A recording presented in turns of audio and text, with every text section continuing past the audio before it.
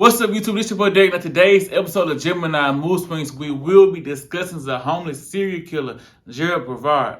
You guys, this man was going all the way from New York to Washington, D.C., deleting people, you guys. He was killing homeless people left or right, you guys. This is sad. He was deleting people at their most vulnerable state. They were homeless, laying on the cold streets of New York and D.C., and all they're doing is sleeping. Next thing you know, they're getting bullets in their neck and mouth and back. You guys, that is sad news. Rest in peace to everyone who died and their family. You guys, without further ado, let's jump straight into it. March 3rd, 2022. It was 4 a.m. when police officers in Washington, D.C. responded to the sound of gunfire, finding a man suffering multiple gunshot wounds in the 1100 block of New York Ave. 5 days later, at 1:21 a.m., another man was found shot on 8th Street and in stable condition. Both men luckily survived. Both shooting locations were only 5 minutes away from one another, but the two random acts of violence were deemed just that, random. 24 hours passed since the second shooting. It was March 9th, 2:54 a.m. A member of the Metropolitan Police Department was in the 400 block of New York Ave, an area heavily populated by the homeless, with shelters and service centers operating throughout the day as camping tents lined the streets at night. While patrolling the area, the officer observed a tent on fire. Calling it in, DC Fire and EMS responded to the scene, extinguishing the blaze before making a gruesome discovery. A dead, burnt man was found inside of the makeshift home. What many would assume was a deadly misfortune, an autopsy report would tell a different story. The victim was found to have suffered multiple stab wounds and multiple gunshot wounds before being set on fire. This was the third early morning attack on a homeless man in 7 days.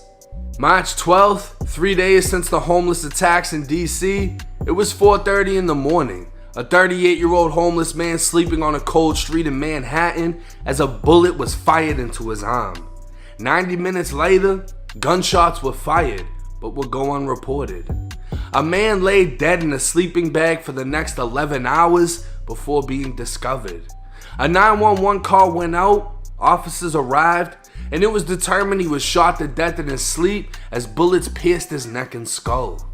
Speaking with the homeless in the immediate area, few told officers they heard gunshots around 6 a.m. When asked why they didn't initially report it, some stated they couldn't afford cell phones, while others knew minding your business was key to surviving the streets of New York. Similarities between all shootings resulted in law enforcement agencies from New York and Washington to align with the ATF in a joint investigation. A surveillance video from DC revealed an unmasked person of interest walking in the area of the first homeless shooting. A second video, this time from New York, would show a masked man looking around for potential witnesses before stepping on a homeless man, pushing him with his foot as his sleeping bag rocked. The man either remained asleep or pretended to be, assuming he was being bothered by police. That's when the masked man drew his weapon and started firing. The cold-blooded execution shook the city as word started to spread of a possible serial killer lurking the streets for potential victims. Multiple still shot photos were released capturing the suspect's face. In both New York shootings, he eerily moved the same way, scouting his target, walking the block once to assure himself no one else was around, then committing the shooting with deadly intentions. Speaking with surviving victims, it was determined all victims were asleep at the time of the attack.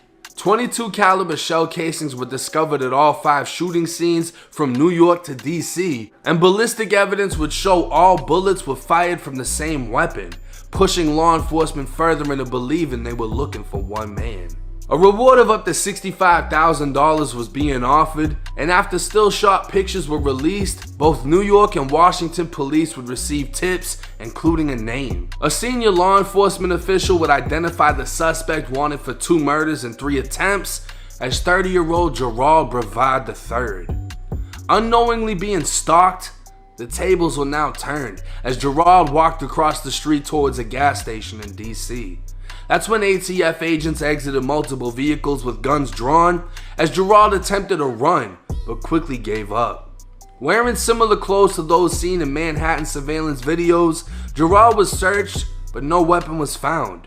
His criminal record dated back to 2013 with charges of theft, assault, burglary, drug possession, and traffic violations. In 2019, Gerald pled guilty to assault with a deadly weapon and was held and evaluated at a psychiatric hospital where he was diagnosed with bipolar disorder and found competent to stand trial.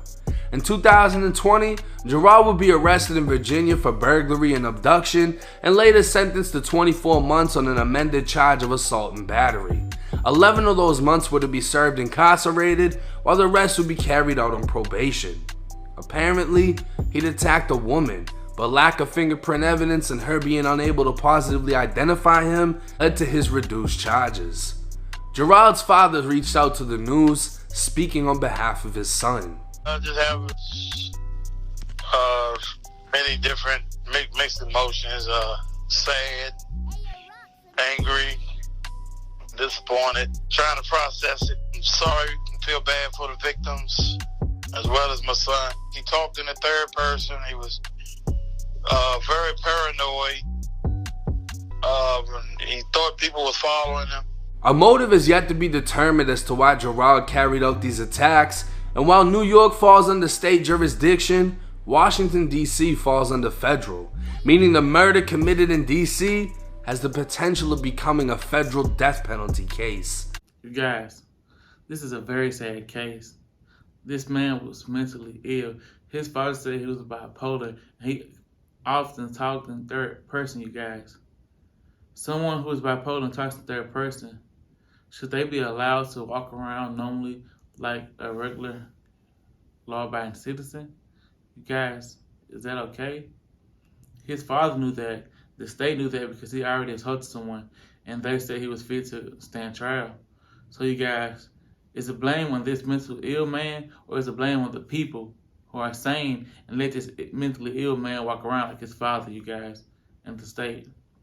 You guys, as a man, you have to do hard things.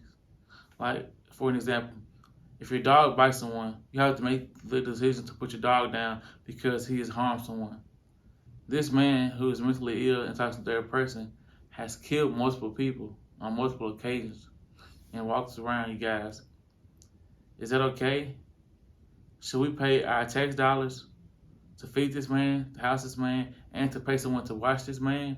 Or should we delete these people, you guys, just like he has been deleting people? What should we do, you guys? It puts people in a hard space and hard part, you guys. This father was selfish. He let his son go do this, and all these people lost their life. So should this father and son duo lose his life since they're just going around letting people lose their life? You guys, I don't agree with it, but I believe something should be done. You guys comment below what you guys believe should be done. It's your boy Derek. Make sure you guys like, subscribe. Hey!